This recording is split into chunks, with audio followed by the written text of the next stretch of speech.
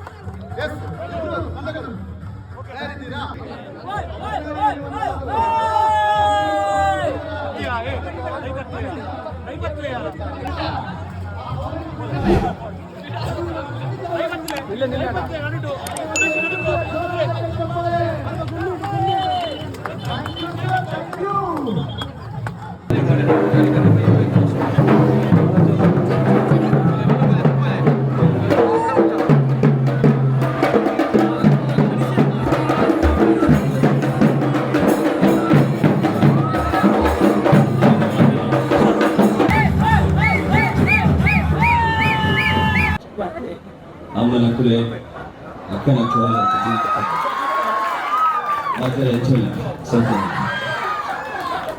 ಜಾಸ್ತಿ ಮಾತಾಡೋದಿಲ್ಲ. ನಾನು ಆಟ ನೋಡೋದಕ್ಕೆ ಕಾಯ್ತಾ ಇದ್ದೀನಿ ಆಗ್ಲಿಂದ. ಬಟ್ ಮಣ್ಣು ಜೀವ ಕೊಡ್ತದೆ, ನೀರು ಜೀವ ಕೊಡ್ತದೆ. ಬಟ್ ಆ ಮಣ್ಣಿಗೆ ಭಾವನೆ, ಪ್ರೀತಿ ನಾನು ಇಲ್ಲಿ ನೋಡಿದಷ್ಟು ಬೇರೆ ಎಲ್ಲೂ ನೋಡಿಲ್ಲ. ಇತ್ತೀಚೆಗೆ ಕರಾವಳಿ ಅಂತ ಒಂದು ಸಿನಿಮಾ ಮಾಡಿದೆ. ಆ ಕಂಬಳದ ಗದ್ದೆಯಲ್ಲಿ ಓಡಿದಾಗ ಆ ಮಣ್ಣಿನ ಸೊಗಡು, ಆ ಮಣ್ಣಲ್ಲಿ ಇದ್ರೇನೆ ಏನೋ ಒಂದು ಪುನರ್ಜನ್ಮ, ಒಂದು ಜೀವ ಬರೋ ಥರ ಆಗ್ತದೆ.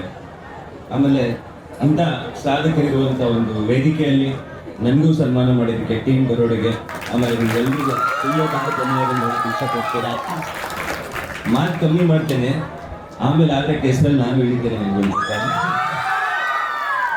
ಎಲ್ಲ ಸೇರಿ ಮಜಾ ಮಾಡುವ. ನಾನು ಈ ಸುಮಾರು 2-3 ವರ್ಷಗಳಿಂದ ಬೆಂಗಳೂರಿಗಿಂತ ಜಾಸ್ತಿ ಮಂಗಳೂರಲ್ಲೂ ಇದ್ದಿದ್ದೆ ಹೆಚ್ಚು, ತುಳುನಾಡಲ್ಲೂ ಇದ್ದಿದ್ದೆ ಹೆಚ್ಚು. ಯಾಕಂದರೆ ಕರಾವಳಿ ಶೂಟಿಂಗ್ ಮಾಡ್ತಿದ್ದೆ. ಸೊ ಈಗ ನಾನು ನಿಮ್ಮಲ್ಲಿ ಒಬ್ಬ ಆಗಿದ್ದೀನಿ, ತುಳುನಾಡಿನ ಮಗ ಆಗಿದ್ದೀನಿ. ನಿಮ್ಮ ಆಶೀರ್ವಾದ, ನಿಮ್ಮ ಪ್ರೀತಿ ಸದಾಕಾಲ ಹೀಗೆ ಇರಲಿ. ಹೀಗೆ ಇಲ್ಲಿ ಬರ್ತಾ ಇರ್ತೀನಿ, ನಿಮ್ಮ ರಂಜಿಸಕ್ಕೆ ಪ್ರಯತ್ನ ಮಾಡ್ತಾನೆ ಇರ್ತೀನಿ. ನನ್ನನ್ನು ಮರಿಬೇಡಿ, ಪ್ರತಿ ಸಲ ಈ ಥರ ಕರೀತಾ ಇರ್ತೀನಿ, ಬಂದು ನಿಮ್ಮ ಜೊತೆ ತೊಗೊಳ್ತಾ ಇರ್ತೀನಿ. ನಿಮ್ಮ ಪ್ರೀತಿಗೆ ಯಾವಾಗಲೂ ಸೇರ್ಬೇಡ. ಇಂಪಾರ್ಟೆಂಟ್ ಮ್ಯಾಟ್ರ್ ಮರ್ತೋಗ್ಬಿಟ್ಟೆ. ಸೀತಾ ಸಿನಿಮಾ ಬರ್ತಾ ಇದೆ. ನಾನಿಲ್ಲಿ ಬರೋದಕ್ಕೆ ಮುಖ್ಯ ಕಾರಣ ನಮ್ಮ ಪ್ರತೀಕ್ ಸಾಲ್ಯನ್, ಪ್ರತಿಭಾ ಮೇಡಮ್, ನರೇಶ್ ಸರ್.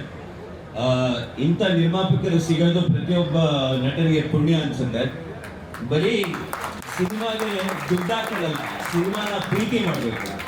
ಆ ಪ್ರೀತಿ ಇವರಲ್ಲಿ ಕಾಣಿಸ್ತಾ ಇದೆ. ನಮ್ಮ ಇಡೀ ಕನ್ನಡ ಚಿತ್ರರಂಗಕ್ಕೆ ಒಂದು ತುಂಬಾ ದೊಡ್ಡ ಸಮಸ್ಯೆ ಆಗುತ್ತೆ ರಾಜಲಕ್ಷ್ಮಿ ಎಂಟರ್ಟೈನ್ಮೆಂಟ್ಸ್.